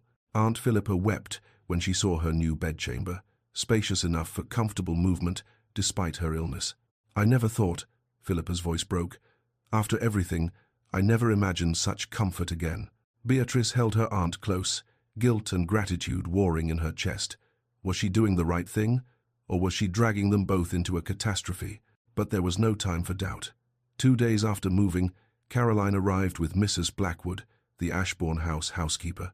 Mrs. Blackwood was 60, grey-haired, and possessed of the kind of dignity that came from decades of authority. Her initial skepticism was visible in every line of her posture as she regarded Beatrice in the Bloomsbury parlour. Miss Ashford, the greeting was correct but cool. Lady Caroline suggests you wish to learn household management. I need to learn, Beatrice corrected. There's a significant difference between wish and necessity. Something shifted in Mrs. Blackwood's expression, approval perhaps, or recognition of honesty. Indeed. Well then, we should begin with the basics. What followed was an intensive education in a world Beatrice had never imagined. The sheer scale of Ashbourne House's operations was staggering. 47 servants in London alone, not counting the staff at Richmond, Scotland, and Derbyshire. Schedules, budgets, protocols for everything, from breakfast service to state dinners. Beatrice approached it with the same methodical precision she brought to botanical illustration. She made lists, drew organizational charts, asked endless questions. Mrs. Blackwood, initially skeptical, began warming to her genuine interest. You actually want to understand the systems, the housekeeper observed after their 3rd session. Most ladies of quality view household management as beneath their notice. They simply expect everything to function magically. Nothing functions magically, Beatrice replied, studying the duty roster. Everything requires planning, coordination, and respect for the people doing the work. Caroline, watching from across the room, smiled. You're more capable than you think, and more capable than Arabella, who's never actually managed anything. She just assumes she could. Assuming and achieving are different things, Beatrice murmured, but Caroline's words warmed something in her chest. The summons to meet formally with the Dowager Duchess arrived 3 days later. Beatrice dressed carefully in her best day gown, still modest but respectable, and presented herself at Ashbourne House with her heart hammering against her ribs. The Dowager received her in her private sitting room, a space of elegant restraint that somehow felt more intimidating than overt grandeur. The older woman gestured to a chair and studied Beatrice with the same assessing gaze she'd used at the Silverton ball. "My son tells me you've accepted his proposal." "Yes, Your Grace." "Do you love him?" The directness of the question stole Beatrice's breath. Yes, I do." "Good. Affection makes the inevitable difficulties more bearable." The Dowager poured tea with precise movements. "But you must understand what you're accepting, Miss Ashford. You'll be criticized, constantly. Your background will be discussed. Your father's failures will be resurrected. Every mistake you make will be magnified, because you're not one of them." "I know, Your Grace." Beatrice's voice trembled slightly but held firm. "I'm terrified. But I've also survived real poverty, real loss, and real obscurity. I think I can survive society's disapproval." The Dowager was silent for a long moment, her sharp eyes never leaving Beatrice's face. Then, unexpectedly, she smiled. "You might at that. Maximilian needs someone strong, not someone decorative. Someone who will challenge him rather than simply agreeing with whatever he says." She set down her teacup. "Welcome to the family, Miss Ashford. Now, let us discuss the practical matters of your wedding." Maximilian insisted on taking Beatrice to Richmond to meet his tenants. "You should see the practical side of what this position entails," he explained as their carriage rolled through the countryside. "It's not all ballrooms and social calls. The Richmond estate was beautiful rolling fields, tenant cottages, the main house commanding a hill with views to the Thames.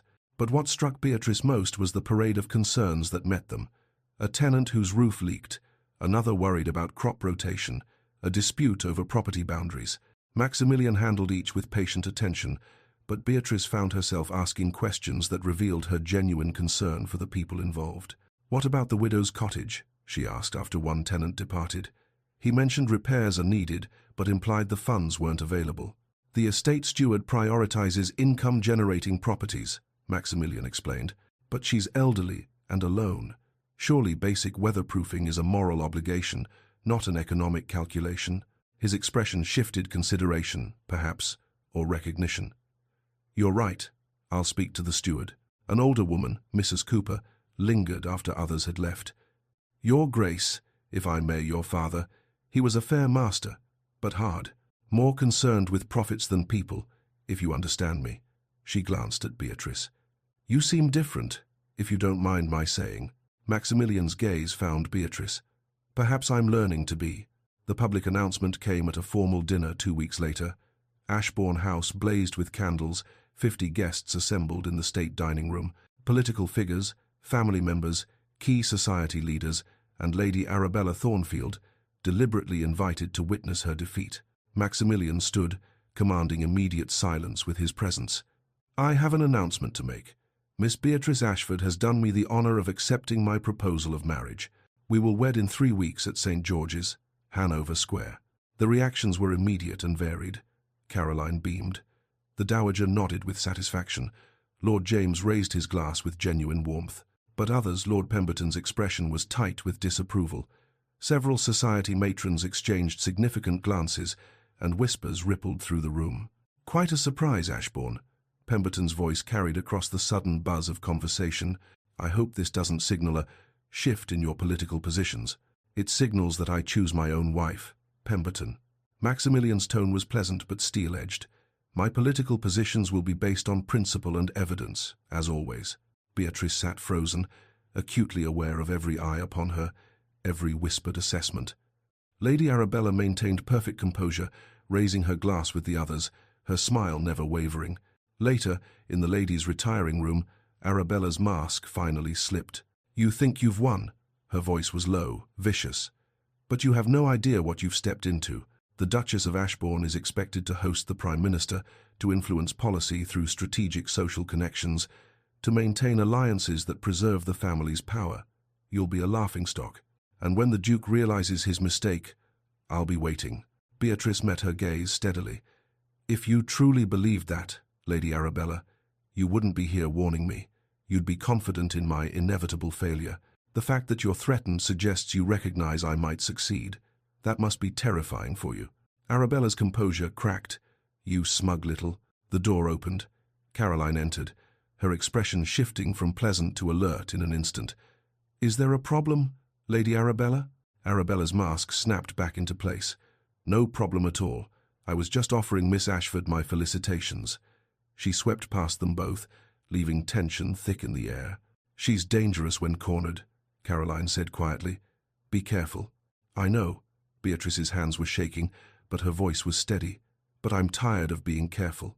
Late that night, after the guests had finally departed, Beatrice found herself alone in the library, overwhelmed by the enormity of what she'd agreed to. The weight of expectations pressed down on her chest, making it difficult to breathe. "You're hiding." Maximilian's voice came from the doorway. "I'm thinking." She didn't turn around. "Tonight, watching those people look at me like I'm an unsuitable interloper." "You are an interloper." He crossed to her side. "So am I, in my own way. I've realized I don't want to live the life prescribed for me. I want to live a life I choose." She turned to face him, finding his grey eyes steady on hers. "What if I fail? What if I can't be what they expect? Then we'll redefine expectations together." He reached for her, and this time when their lips met, it wasn't the careful restraint of their previous brief touches. This was deep, passionate, revealing desire they'd both been suppressing. His hands tangled in her hair, hers gripped his shoulders, and for a moment the world narrowed to just this heat and want and connection.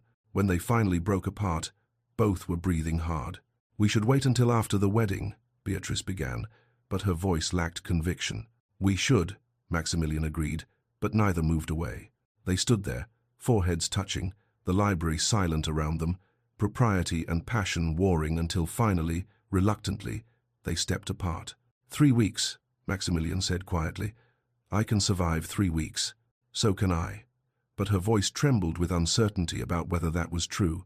The next 2 weeks were a whirlwind. The Dowager insisted on a large society wedding. "If we do this, we do it properly," making a statement that we're not ashamed. Guest lists, flowers, dinner courses, seating arrangements, 1,000 details that Beatrice had no experience with. Aunt Philippa, surprisingly, came into her own. For the first time in years, she had purpose beyond mere survival. She managed details with the grace of her youth, coordinating with the Dowager, making decisions when Beatrice was overwhelmed. One afternoon, Beatrice escaped to a modest dressmaker Caroline had recommended. "I want botanical embroidery," she told the seamstress. "Hellebores climbing the hem and bodice. Something that shows who I am, not who they expect me to be." The dressmaker's eyes lit up. "I can do that. It will be beautiful." That small moment of control, of asserting her identity, felt like victory. 3 days before the wedding, the catastrophe struck. Beatrice woke to find Aunt Philippa white-faced, newspapers clutched in her trembling hands. "The Duke's dubious choice. Miss Ashford's family history examined," screamed the headline. The article beneath was devastating, documents suggesting Thomas Ashford's business failure wasn't misfortune but fraud, implications of criminal activity, questions about Beatrice's suitability to enter the highest circles. "It's Arabella," Beatrice whispered, reading with growing horror. "She's dredged up every piece of scandal, twisted everything. My dear, I'm destroying his reputation before we're even married." Tears blurred her vision. "He should reconsider. I'll release him from the engagement." "You'll do no such thing." Maximilian's voice came from the doorway. He must have come directly from his morning ride, still in his riding clothes. His expression was fury incarnate, not at her, she realized, but at the world that would use her father's tragedy as a weapon. "Maximilian." "No, we face this together, and I'm done playing their games." He crossed to her, taking her hands. "Beatrice, listen to me. Your father was sabotaged by ruthless men. That's not scandal, that's tragedy, and I will make sure everyone knows the truth. But your reputation, my reputation is my concern. Yours is being the woman I choose to marry. Nothing else matters." His certainty should have comforted her. Instead, it terrified her because she knew that nothing, absolutely nothing, was that simple. Chapter 7. The Wedding and Its Test. St. George's, Hanover Square, was packed to capacity. Every pew held society's finest, or perhaps its most curious, dressed in their most elaborate finery. Beatrice stood in the vestibule, her hand trembling on Aunt Philippa's arm, and wondered if she could actually walk down that impossibly long aisle. Her dress was ivory silk, simple in cut, but extraordinary in detail. Delicate hellebores climbed the hem and bodice in botanical precision, her own design, executed by the dressmaker with painstaking care. Each petal, each stamen, was accurate enough for a scientific illustration. It was a statement. She was bringing herself to this marriage, not becoming someone else. "You can still change your mind," Aunt Philippa whispered, though her eyes were bright with tears. "No one would blame you. I would blame me." Beatrice straightened her spine. "I choose this. I choose him." The organ swelled into the processional. The congregation rose as one, hundreds of faces turning toward her. She caught glimpses as she walked, Caroline beaming with genuine joy, the Dowager Duchess nodding with approval, Lord Pemberton's skeptical expression, Lady Arabella's carefully blank face that couldn't quite hide the fury in her eyes. And then she saw Maximilian at the altar, and the world narrowed to just him, the wonder in his expression, the certainty, the way his entire bearing seemed to steady when their eyes met. That look said everything words couldn't. "You're not alone. We're doing this together." The whispers never entirely stopped. Even as she reached the altar, even as the vicar began the ceremony, she could hear the rustle of speculation, the murmured assessments. But Maximilian's hand found hers, warm and solid, and she focused on that anchor. "Who gives this woman to be married to this man?" the vicar intoned. Aunt Philippa's voice rang out clearly, breaking with tradition. "She gives herself, with my blessing." The murmurs intensified. Beatrice felt Maximilian's hand tighten on her support, not censure. The vows themselves passed in a blur. Maximilian's voice was firm, unwavering. When it came time for the ring, his hands were steady as he slipped the heavy gold band onto her finger, the official Duchess's ring, centuries old, now hers. Beatrice's voice wavered slightly on her vows, but she pushed through. "I, Beatrice, take thee, Maximilian." She was choosing this, claiming this, despite everything. "I now pronounce you man and wife." The kiss was brief, proper for church, but Beatrice felt the promise in it nonetheless. Ashbourne House had been transformed. Every room blazed with flowers and candles, tables laden with delicacies, champagne flowing freely. Hundreds of guests filled the reception rooms, far more than had attended the ceremony itself. Many looked genuinely happy. Many more looked like they'd come to witness a spectacle. The receiving line was an ordeal. Guest after guest, congratulations that ranged from sincere to cutting. "How unusual, Your Grace, to choose a bride from such limited circumstances." The elderly Countess of Cheswick's smile didn't reach her eyes. "I hope she proves adaptable." Maximilian's response was immediate. "My wife is the most adaptable person I know, Lady Cheswick. She survived things your pampered daughters could never imagine." The Countess's expression froze. She moved on without another word. When they finally escaped the receiving line, Lord James Hartwick rose to give the toast. He was Maximilian's closest friend, and his honesty was both blessing and curse. "I've known Ashbourne since Cambridge," James began, his voice carrying across the crowded room. "I've never seen him happier or more certain of a decision. Miss Ashford, the Duchess of Ashbourne, now has done something remarkable. She's made him remember that duty and happiness need not be mutually exclusive." To the Duke and Duchess. The applause was polite but not universal. Several guests lifted their glasses with visible reluctance. Beatrice was attempting to navigate conversation with a group of political wives when she noticed Lord Pemberton and several other men cornering Maximilian across the room. Their body language was aggressive, confrontational. Caroline appeared at her elbow. "They're discussing the factory reform vote. It's scheduled for 2 days after you return from honeymoon. I can tell it's not going well. They're blaming you already for any political position of Max's they don't like. It will always be this way." Caroline's tone was matter-of-fact. "Every unpopular decision he makes, they'll attribute to your influence." "I know." Beatrice's chest tightened. "I'm making everything harder for him." "No, you're making him braver. There's a difference." Caroline squeezed her arm. "He needs that. We all do." The departure was scheduled for late afternoon. Beatrice was collecting her things when Lady Arabella materialized in the hallway, blocking her path with deliberate precision. "Enjoy your moment, Duchess." Arabella's voice was low, vicious. "When he realizes what you've cost him politically, socially, when his peers turn against him because of you, I'll be waiting." Beatrice met her gaze steadily. Something had shifted during the ceremony, during those vows. She was the Duchess of Ashbourne now. She was done cowering. "Lady Arabella, I've married him. You've lost. Find another obsession." Arabella's face contorted with fury, but before she could respond, Maximilian appeared. He took Beatrice's hand without even glancing at Arabella and led her toward the waiting carriage. The ultimate dismissal. The journey to the Lake District took most of 2 days. They stopped at coaching inns, maintained the proprieties, but exhaustion and relief mixed in equal measure. "Do you regret it?" Maximilian asked as their carriage rolled through increasingly wild landscape. "The truth. Ask me again in a year." Beatrice leaned against his shoulder, too tired to maintain perfect posture. "But right now? No. Terrified? Yes. Regretful? No. Good, because I'm not letting you escape now." She laughed, the first genuine laugh in days. "I think escape would require more energy than I currently possess."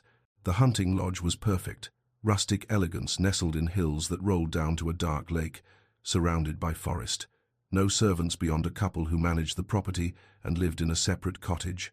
Complete privacy. That night, in the bedroom with its massive fireplace and simple furnishings, Beatrice's nervousness returned. She'd been educated in the theoretical aspects of marital relations, but theory and practice were vastly different things. Maximilian must have sensed her tension. He approached slowly, giving her time to adjust. "We don't have to. I want to." She forced herself to meet his eyes. "I'm just nervous."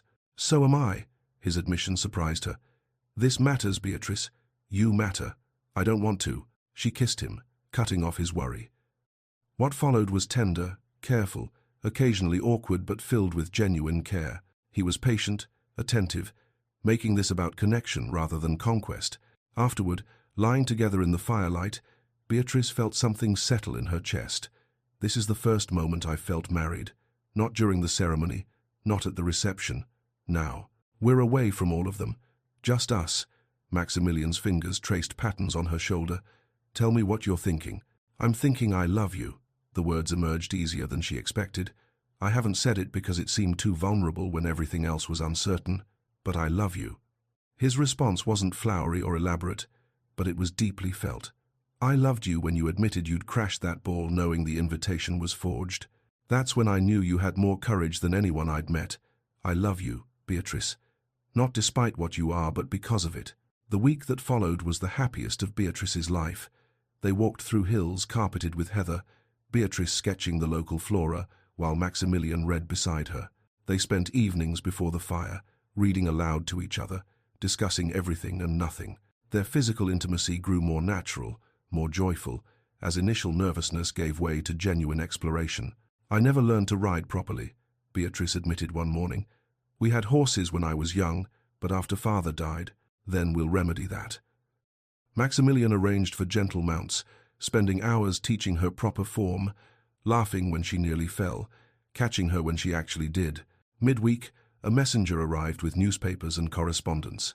The outside world intruded on their sanctuary. Maximilian read through the letters with growing tension. The factory reform debate is intensifying.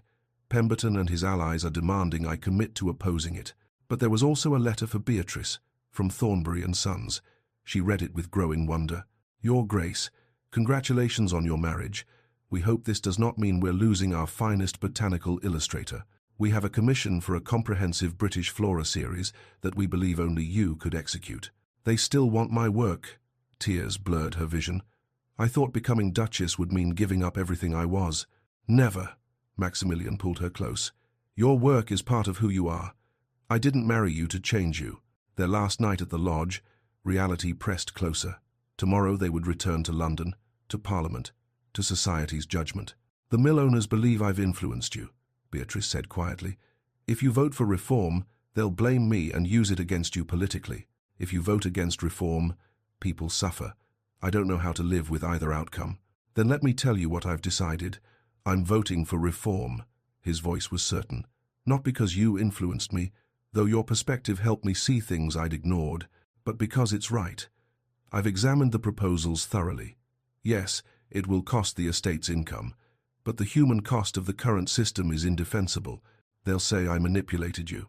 "Let them." He took her hands. I'd rather be accused of caring about people than celebrated for ignoring suffering. You're sure? I've never been more certain. But Beatrice, this is just the beginning. Every decision I make will be scrutinized through the lens of our marriage. They'll blame you for anything they don't like. Can you bear that? She thought of the wedding, of Arabella's fury, of Lord Pemberton's disapproval. She thought of the life she'd survived before: Maximilian, poverty, loss, invisibility. She thought of the woman she'd become, strong enough to crash a ball, brave enough to claim a duke, determined enough to fight for her place. As long as we're honest with each other about the choices we're making, I won't be your excuse, and I won't be your scapegoat, but I'll be your partner. That's all I need. He kissed her, deep and certain. That's everything. Chapter 8. Partnership Forged. London in autumn was a different world from the Lake District's tranquil isolation. The moment their carriage rolled through Ashbourne House's gates, reality crashed down with the weight of centuries. Servants lined up for formal greetings. Mrs. Blackwood presented a formidable list of household matters requiring the Duchess's attention. A mountain of correspondence awaited Maximilian's review, half of it related to the factory reform vote scheduled for the week's end. Beatrice stood in the entrance hall, still in her travelling clothes, and felt the enormity of her new position settle on her shoulders like a physical burden. "Your Grace," Mrs. Blackwood said, and it took Beatrice a moment to realize the housekeeper was addressing her. "Shall we review the week's social calendar?" The social calendar, the household accounts, the charitable patronages she was now expected to oversee, the political dinners she would host, the society ladies who would judge her every move. "Yes," Beatrice heard herself say. "Let's begin." The Dowager Duchess's formal tea came 3 days after their return. 20 influential ladies gathered in Ashbourne House's drawing room, wives of peers, political hostesses, arbiters of social acceptability. Beatrice was to preside alongside the Dowager, her first major test as the new Duchess. She dressed carefully in a gown Caroline had helped her select, fashionable but not ostentatious, elegant but not trying too hard. Her hands trembled as she descended the stairs, but she forced them steady. The conversation ranged across topics Beatrice had no experience with: the intricacies of court presentation, the politics of opera box arrangements, the subtle hierarchies of social precedence.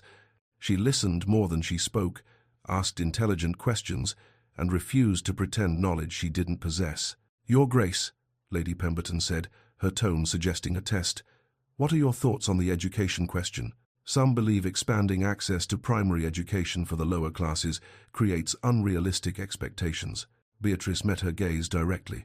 "I believe education creates opportunity, Lady Pemberton. I've seen children with extraordinary potential trapped by circumstance. A girl who might have been a scholar working in a factory because her family needed the wages. A boy who understood mathematics instinctively sweeping crossings. Unrealistic expectations or wasted potential?" Several ladies exchanged glances. Lady Hartwick, Lord James's mother, nodded with approval. "Well said, Your Grace. Practical experience provides perspective that theory alone cannot." But there were failures too. When arranging seating for refreshments, Beatrice placed the wife of a baron before the daughter of an earl, a breach of precedence that caused visible offence. She recovered quickly, apologizing with genuine contrition. But the mistake had been noted. Afterward, alone with the Dowager, Beatrice waited for judgment. "You'll make mistakes," the Dowager said, her tone matter-of-fact rather than critical. "But you recover well, and you don't dissemble. That's more important than perfection. Perfection is performance. Authenticity is rare." The day of the factory reform vote, Maximilian left for Parliament at dawn. Beatrice couldn't attend. Women were barred from the chamber, but she waited with Caroline and the Dowager in the drawing room, tension coiling tighter with each passing hour. In the Commons chamber, Maximilian rose to speak. The room was packed, the gallery filled with observers, the air thick with anticipation and animosity. "Gentlemen," he began, his voice carrying across the chamber, "I stand before you not as a romantic or an idealist, but as a landowner who has examined these proposals with careful economic and moral analysis." He laid out his argument methodically: the unsustainable nature of the current system, the long-term economic benefits of worker stability, the moral imperative of basic safety and fair treatment. "I've begun implementing these reforms on my own estates. Initial costs are high, yes, but worker retention has increased significantly, productivity has improved, Loyalty, something no amount of coercion can purchase, has strengthened. This is sound business practice, gentlemen, not merely charity. The vote was close. Reformers cheered when the results were announced. Traditionalists looked grim. Lord Pemberton's expression as he passed Maximilian in the lobby was one of betrayed fury. "Your wife has made you soft, Ashbourne," he said loud enough for others to hear. "Your father would be ashamed." Maximilian's response was quiet but firm. "My father is dead. I answer to my conscience and my constituents, not to ghosts." When he returned home, Beatrice met him in the entrance hall. The relief on his face told her everything before he spoke. It passed. She went into his arms, not caring that servants might see. "You did the right thing. Perhaps. Or perhaps I've destroyed my political future." But his smile suggested he'd made peace with that possibility. A week later, at a reception hosted by the Countess of Marlborough, Lady Arabella made her final, desperate move. She approached Beatrice in a quiet corner, her expression a mixture of triumph and desperation. "Your Grace, I thought you should see these." She extended a packet of letters tied with ribbon. "I found them while organizing my family's correspondence. Letters from the Duke, written years ago. Before you." Beatrice's hands shook as she took them. The handwriting was unmistakably similar to Maximilian's, the same confident strokes, the same aristocratic flourishes. "My dearest Arabella, I find myself thinking of our future together with increasing certainty. My mother approves, our families are aligned, and I confess the prospect of you as my Duchess grows more appealing with each passing day." "He loved me once," Arabella said softly. "Perhaps he still does. You're convenient, my dear, but convenience isn't love." Beatrice's vision blurred, but then her artist's training asserted itself. She looked more carefully at the paper, too bright, too modern, the ink too fresh, without the aging that 3 years would produce. The handwriting similar but not quite right. The M in Maximilian, slightly different. "These are forgeries, Lady Arabella." Beatrice's voice was steady despite her racing heart. "Rather good ones, but forgeries nonetheless." Arabella's mask shattered. "You've ruined everything. He was supposed to marry me. My family expected. I expected." Something shifted in Beatrice's chest. Not triumph, but unexpected sympathy. "I understand being invisible. I understand wanting something you can't have. But Maximilian never loved you, Lady Arabella. Forging letters won't change that. Neither will punishing me." "You condescending little." "No, I'm not condescending. I'm being honest." Beatrice's voice was gentle. "You're beautiful, accomplished, everything society says a duchess should be, but you don't love him either. You love what he represents. Find someone who loves you for yourself, not for your pedigree." Arabella's composure cracked completely. She fled without another word, leaving Beatrice holding the forged letters. That evening, Beatrice showed Maximilian the letters. His fury was immediate and absolute. "This ends now." He sent formal notice to the Thornfield family that Lady Arabella was no longer welcome at any Ashbourne property. Through careful private channels, never public scandal, but strategic whispers, he made clear why. Arabella's social influence crumbled. Within days, invitations dried up. Her desperate grab for power had destroyed the position she'd fought so hard to maintain.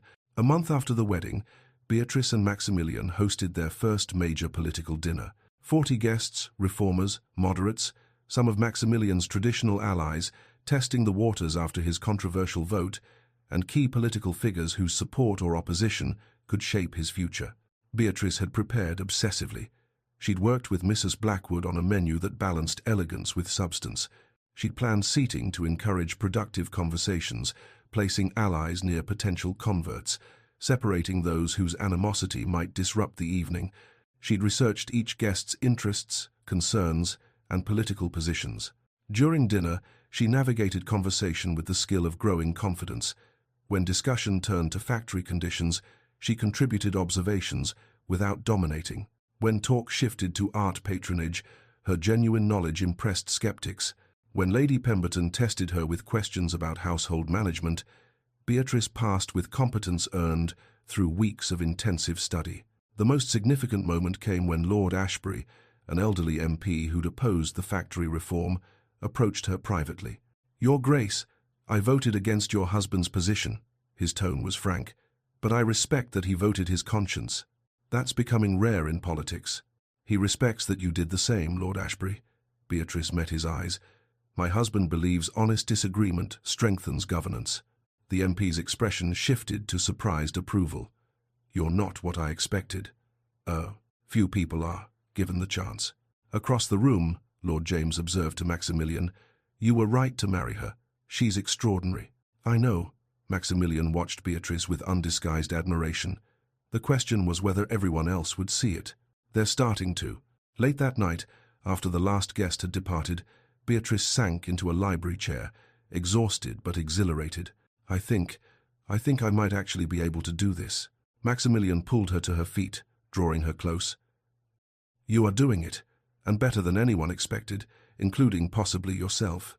They stood together in the quiet, the weight of the evening settling into satisfaction. The challenges won't disappear, Maximilian said honestly. Social judgment will continue, political opposition will persist, we'll both make mistakes.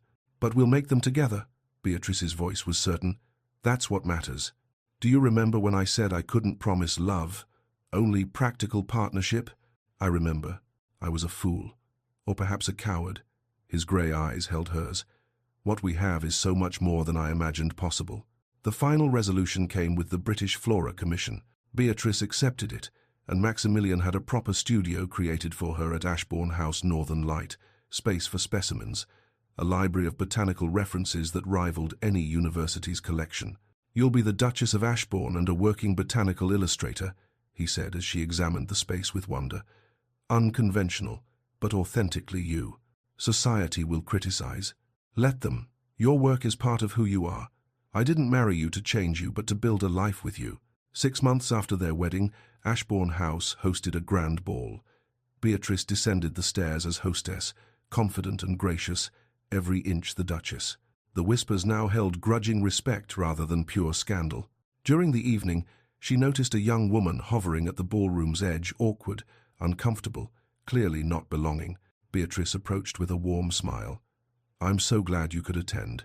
Are you interested in the paintings? The Ashbourne collection includes some remarkable botanical illustrations. The girl's relief was immediate. I am, Your Grace. I'm hoping to study natural science, though my family thinks it's unsuitable. Then we must discuss it. Come, let me introduce you to some guests who share your interests. The parallel wasn't lost on Beatrice, using her position to include rather than exclude, to lift rather than diminish.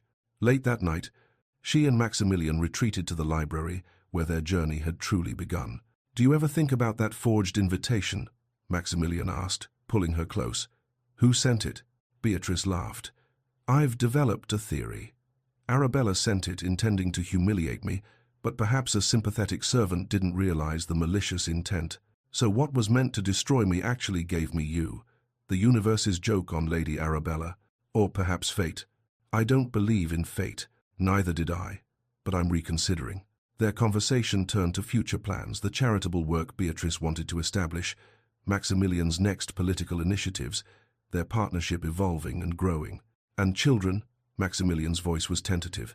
Someday, Beatrice smiled, when we're ready.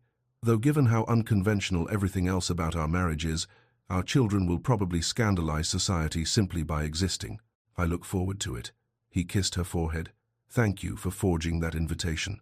Thank you for being my escort. The line that had begun their story, transformed by everything it now meant. Protection, partnership, choice, love. Outside, London slept. Inside, surrounded by books and botanical specimens, the Duke and Duchess of Ashbourne planned their future, imperfect, unconventional, and entirely their own. And in the years that followed, they would welcome 3 beautiful children into Ashbourne House. First a daughter with her mother's intelligence and artistic precision, then twin sons who inherited their father's determination and their mother's courage. Each child would grow up watching their parents build something rare, a partnership of equals, a love that had been tested and proven, a family that chose authenticity over appearance.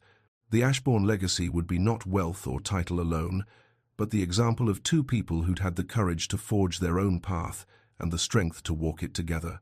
And so, dear listener, Beatrice Ashford, once invisible, once disgraced, once deemed unsuitable, became not just the Duchess of Ashbourne, but a woman who transformed what it meant to wear that title. She proved that courage isn't found in ballrooms, but in the choice to reach for something beyond what the world tells you is possible. She showed that love isn't about fitting into someone's world, but about building a new world together. And she discovered that sometimes the worst moment of your life, standing exposed before society's judgment, can become the doorway to everything you never dared to dream. If Beatrice's journey from obscurity to belonging touched your heart, if Maximilian's choice to defy convention for genuine partnership inspired you, if this story reminded you that bravery comes in many forms and that authenticity is worth more than acceptance, then please take a moment to like this video. Your like tells me these heartwarming historical romances resonate with you, and it helps others discover stories of courage and love. Subscribe to Lyra's Romance Stories. Join our community of dreamers who believe in second chances, unexpected love, and heroines who forge their own paths. New Victorian romance tales every week. Turn on notifications. Be the first to experience our next story of love against the odds, where ordinary women do extraordinary things. Comment below and tell me, which moment touched your heart most? Was it the forged invitation exposure, Maximilian's first "I am your escort," or their wedding vows? What would you have done in Beatrice's position? Should I write a sequel following their daughter's story? And if you loved Beatrice's transformation from invisible wallflower to confident duchess, you won't want to miss tomorrow's story. She was called the spinster at 28 until a mysterious inheritance changed everything. A woman society had dismissed discovers that her late aunt's bequest comes with one shocking condition: she must marry within 6 months or lose everything. But when 5 very different suitors appear, each with secrets of their own, she realizes the real inheritance might not be money at all. Remember, dear listeners, you are never too poor, too old, too unconventional, or too scarred by the past to reach for love, for courage, for the life you deserve. Sometimes all it takes is one moment of bravery, one forged invitation, one extended hand, one choice to be seen rather than safe. Until next time, may you find the courage to crash your own ball, and may someone worthy be waiting to take your hand. This is Lyra, reminding you that every great love story begins with someone brave enough to step into the light. Sweet dreams, and see you in the next story.